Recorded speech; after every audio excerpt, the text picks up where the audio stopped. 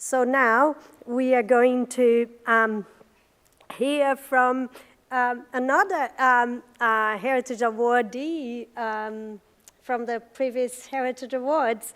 So Jackie Happ and Karen Mullen from City of Busselton will present to us about community and interpretation in the City of Busselton. So Karen and Jackie conspire to celebrate the history of the old courthouse in Busselton and help locals and visitors alike to find other heritage stories within the city as well. Thank you, Jackie and Karen.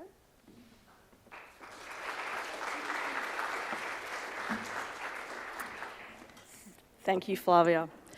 It was pretty hard to follow up with the two presentations that we've had this morning.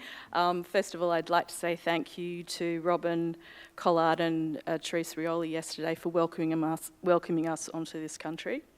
We're from Wadandi country. All of the interpretation at the City of Busselton is basically underpinned by community. And the reason why we have this award is because the community have contributed to all of the stories that we present. And I'm going to hand to Carol to give you a quick bit of history about the courthouse. Then we're going to talk about the different types of interpretation that we have, which includes some of augmented reality and some projections.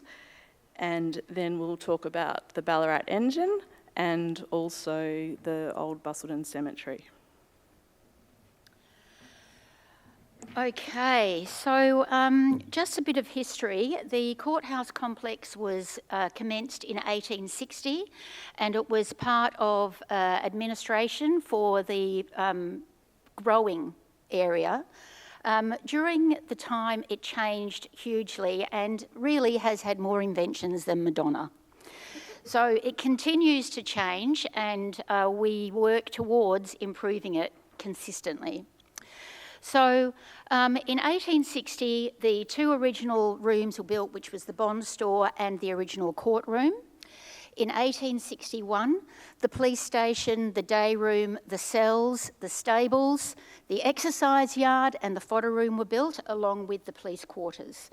And in 1873, yay, Busselton had communications and we got the post office and the telegraph office. In 1897, the new courtroom was built and that was when things really started to change. Different areas of the complex were freed up for new ventures as such. We had a bank, we had the rail office, we then also moved into land agency. And the land agency was integral to the group settlement of the southwest. The land agency gave allocation to group settlers from Capel out to Nannup and down to Augusta. And it was all about the dairy industry and the growth of the dairy industry in the southwest. So it was hugely, hugely important. In 1976, it changed from an administration building when the police left our beautiful building and went over to a horrible asbestos building across the road, which didn't last very long. But when they left it in a very, very bad state of disrepair. So you can see from some of the images up here, it was in a really, really bad state. When they left, they didn't free the whole complex, but they left certain sections of it. And straight away, the Arts Council raced in without permission and started to lobby the city and also the local community in regards to the value of the building, which would have been knocked over. But they really worked hard to lobby and to get people interested, and restoration began. In the early 80s, thank you, Malcolm Fraser, and the wages freeze policy, we gained a grant of $279,000, which at the time was huge amounts of money for little sleepy Busselton. And they then started real work on the restoration. And it was all to do with basically work for the dole, long-term unemployed. So people worked really hard on the building. However, when the surf was up, I don't think much work was done because all the guys were out surfing. But you can see things started to happen and we ended up with the complex that we have today. So our complex now is all part of an education program, which I look after, and also it's an arts hub, because the Arts Council took over the complex in the late 70s. So since then, it's had lots of different changes, and you can see we have a beautiful gallery store where we celebrate all of our local Southwest artists, and come and visit. I'll hand you back over to Jackie. So the stories from the jail cells, that actually includes 5 stories about escapades of previous prisoners in the jail cells. It was a holding cell for short periods of time. We did 2 films and 3 audio clips, and they're quite interesting. And then we had QR codes developed for the exercise yard.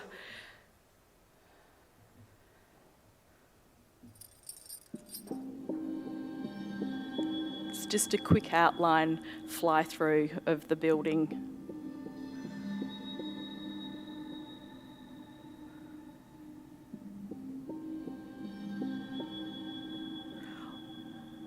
We started off with stories that local history buffs were really interested in.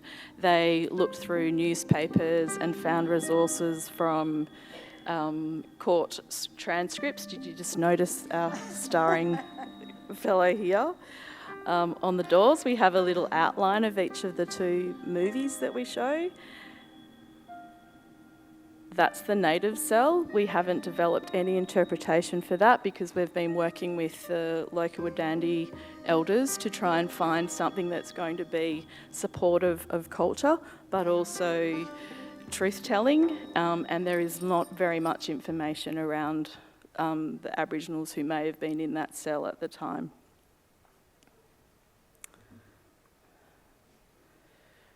So once we got the stories about the escapees, we asked a local writer to develop them into scripts, and then we had a heritage consultant to make sure the information was correct, and then we got a local film producer to have a green screen and put it all together, except the star of the show here, Mrs. Sutton. That was actually filmed in the courtroom. And then we had friends and family to be the actors. This is just a short clip from one of them.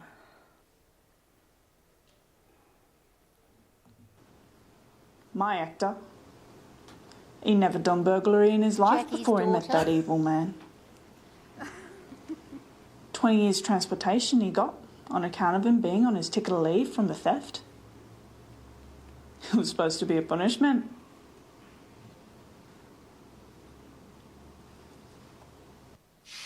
Jackie's son. He's a carpenter by trade. Not what you call an handsome man. On the wrong side of tall. Oh, but he's strong. First time they pinched him here, they had him for robbery. In this very lockup. Mrs. Sutton, Carol. This is a very long video, so I just had to pop it in though. The story of George Hector Fenner and John Goodenough is actually told by Hector's wife, Hannah, and John Goodenough's partner in crime, Jim Slim, and they both actually escaped from the Fremantle prison, and they do talk about that story. So it's quite interesting how the things come together. So Fenner did really well, became a pillar of the community, and Goodenough basically drowned in the Pinjarra River on another escaping adventure. So the exercise yard, there is a very old brown door that is inscribed with a whole lot of initials, and that's from the 1970s. So we put a call out to the community to say, if you had a stay in the jail cells in the 70s, we'd love to hear your story. And we actually got quite a few people that came through and said, Oh, yeah, but quite a lot of them wanted to remain anonymous because now they're pillars of society. But we did already have 2 stories that the people were happy to be named. So that was really lovely. And then we got 1 story from the oral history group from the 1940s, I think it was. And that's about 3 7-year-olds who had been caught throwing rocks at the lamps. And Dad found out, so he brought them to the jail cell. So we have him telling that story. For the stories that people wanted to remain anonymous, we got actors to play the roles and read them out. And they're all accessible by QR codes on people's devices. Also in the jail cells with the 3 audios, sometimes they have to be moved out, so they're very portable, but information is on pieces of equipment like a table that has or a plinth that has a brief outline of the story that's being told. One is about a constable's wife. It's completely made up, it's not a person, but it just explains what a constable's wife would do. She would make food for the prisoners. She didn't actually get the money, it went to the constable, but she's very humbly doing this. Back to Carol. When I came on board with the city as education consultant as such, I come from an early childhood education background, I started to look at what type of stories and what type of content was available that we could make something that would get kids interested. Early childhood, if you don't have kids interested, you've just lost it. So it was really important to me that I could find something that would get kids excited and would get people talking and continue that conversation when they went back to school.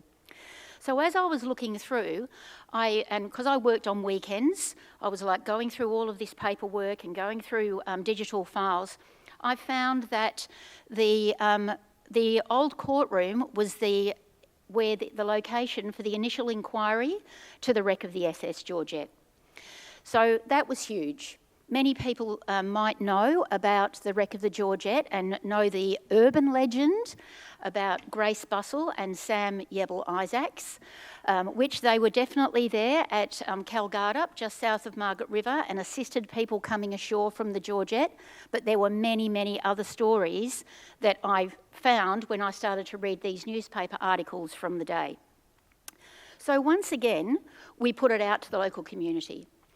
And, I said, okay, who has stories with supporting evidence? I don't want to know, oh, my great-grandma said, not interested, not enough evidence. It needs to have supporting evidence.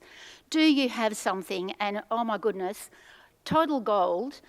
The wonderful Matt McGregor came forward with handwritten copies of a letter, actually a whole range of letters from Annie Simpson, who was on the Georgette and was part of the first rescue, which very many people don't even know about. So all of a sudden, we've got all of these untold stories about, oh, sorry, can you not hear me? Sorry. So all of a sudden, we've got all of these untold stories, which just made me so excited. I made up a role play. So we had kids that come in and they do... where am I going to find that? On here? This one? Yeah. Oh, okay. There we go. So we have people coming in, they do role play. The kids get dressed up as characters from the initial inquiry. And I'm the magistrate, so I keep them all under control. Yeah, in the courtroom. And so it's all part of the education experience in regards to the kids getting like a real life experience, but then it continues the story when they leave back, go back to school and continue on with the conversation at school. We had a lot of help from the Batty Library in regards to transcripts from the initial inquiry. And also we had very little budget. So all of this was done with $2,700. And yes, there are lots of boards. However, my mission is to get some funding so that we can get some Harry Potter type things where, you know, like people stand in front of it and Annie Simpson tells, you know, all the ocean was rushing around me because she was thrown into the ocean with her infant and they survived. So another great thing is that all of the entry is for free. So the Batty Library, as I said, gave us assistance with this, and we're very thankful to the library and also to the McGregor family for all of their input. And this is all a curriculum-based activity. So to go with the Georgette, because our venue is very tight in regards to space, we had to come up with another way of circulating schools through. Often we get like groups of 80 to 100 kids come through, and I can only have 15 to 20 at one time. So with that, we came up with a walking tour, which then goes down to the foreshore, the Yoggenup Garden, the the Ballarat Engine area and the Old Cemetery. So other parts of what Jackie's been doing still works with what I offer in regards to the education. We've made up our education handouts that the teachers have a full teachers resource. Teachers are hugely time poor, and if you don't provide everything, they ain't going to come. So everything is there, all of the curriculum links, so they can go to their admin and say, right, these are our education outcomes. Admin goes, yep, tick the box, happy days, they come to see us at the courthouse. We also have, as I said earlier, the gift shop, which is now a gallery store, so it's much more upmarket than a gift shop. When I came on board as a permanent employee in 2023, I decided that it definitely needed to have a facelift. It was very CWA and very crochery, crafty. Not that I'm saying anything bad against crochet, because I crochet myself. However, it was pretty sad looking and it was pretty bad. And I had a budget of $371.21 to do this, and I still have $50 left. So I got rid of all of the horrible, crappy old shelving and scoured Facebook for old dresses and bookcases, which we then sanded and dragged in. We drove all over the countryside to find a fabulous old kitchenette from Manjimup, which weighed a ton, but now it's in and it looks absolutely fabulous. We now have a wonderful range of artisans and artists, all from the Southwest, and they all tell the Southwest stories through their art. We now have our own merchandise line, which we in fact make a lot of it on site. From there you can see the store is beautiful, people come in all of the time, and since we did this refurbishment of our history program and the gallery store, our visitor numbers are up 53%. Our retail gross art sales are up 62%, and our commission is up 131%. Happy days. Proof that, you know, having a little bit of passion and putting the effort in works. So the Ballarat Engine is a well-loved piece of movable equipment that doesn't move. It was built in 1871 and is actually the oldest surviving Australian-built engine, as well as being the first engine that ever worked in Western Australia. I'll just move on to, we had 3 sets of interpretation. 2 were funded by Lottery West, and the final one was by the city, and that was the celebration of the 150th anniversary.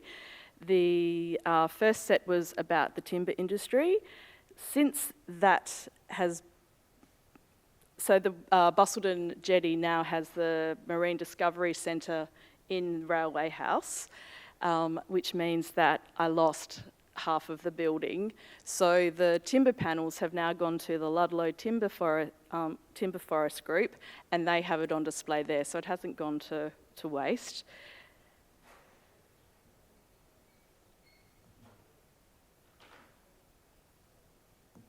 This is just a quick video of our augmented reality. It does actually do that, and you can see it in front of you, but that doesn't show this. You'll need to use the QR code and find it yourself. It's on the City of Busselton website if you Google Ballarat engine. It just explains all different parts of the engine.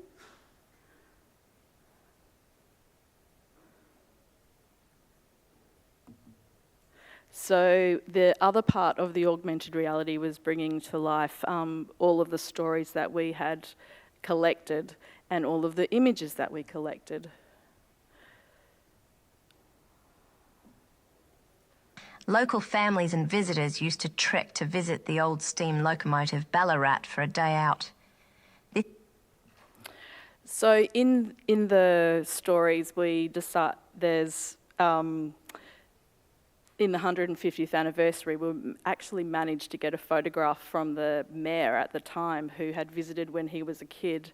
That was on an earlier photograph, and he just loves being able to tell his story about sitting on the hot engine because it was metal.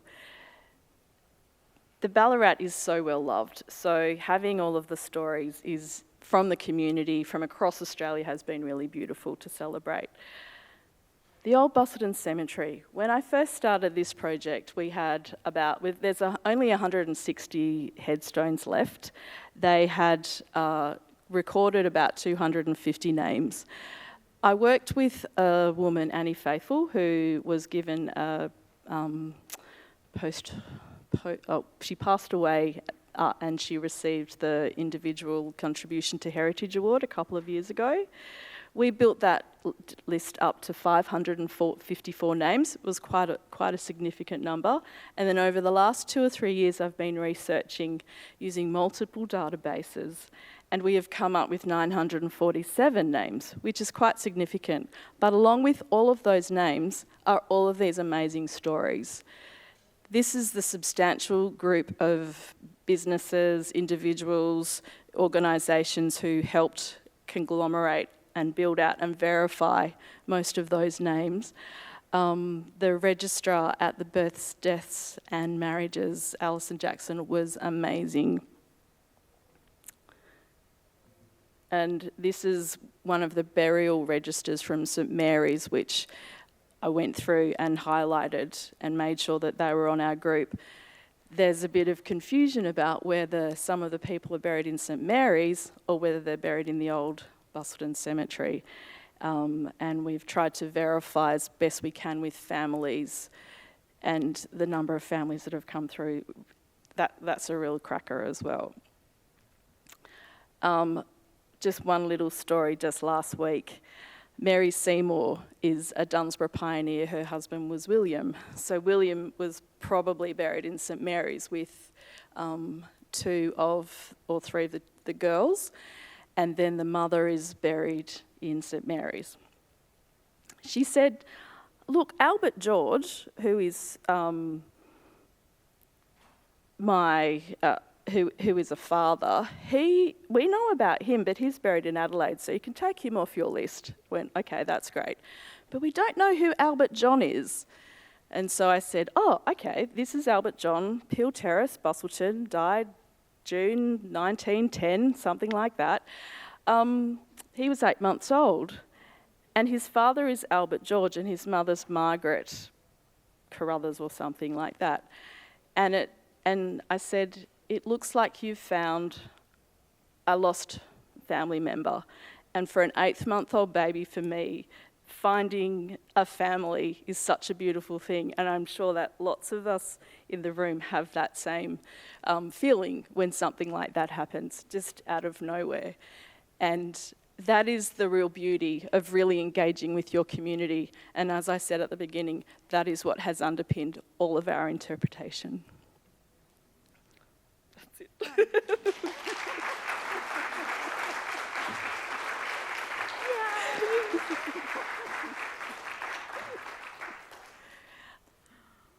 Any questions?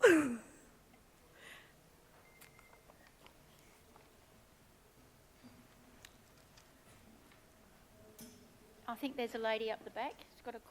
Yeah? There's a lady up the back who's got a question. Yeah, shout.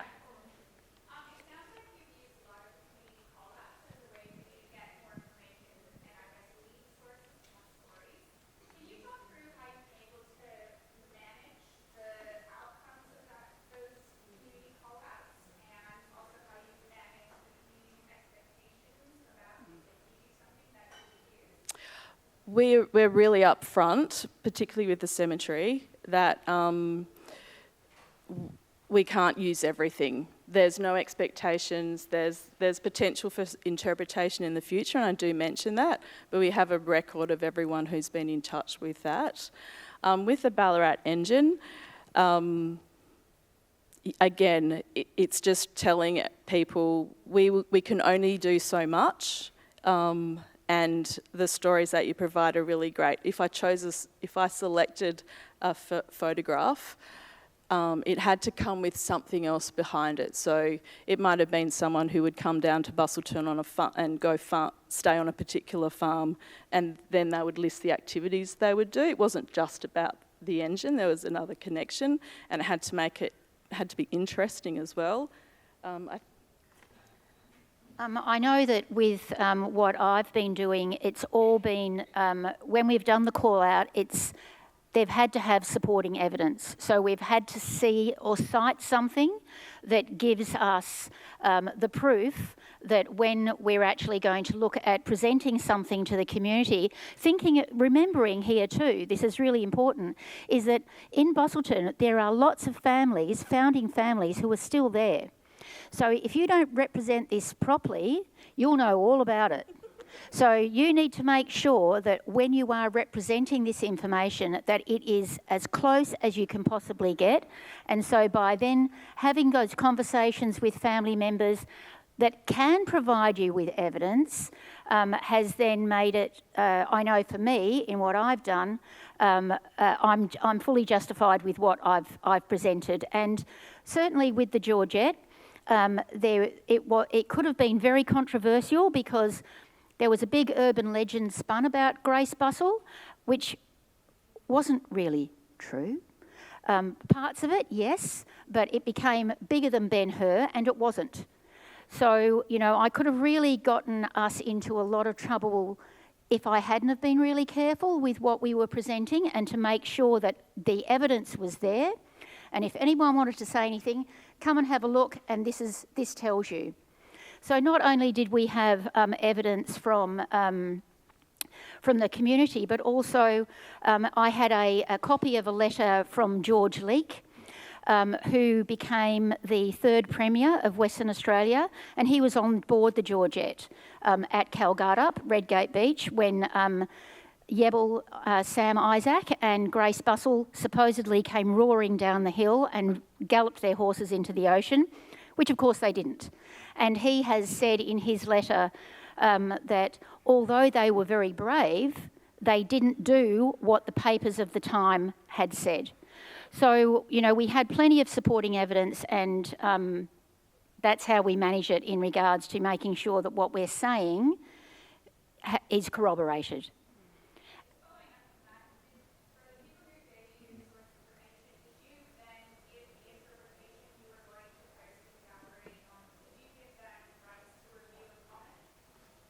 Yes.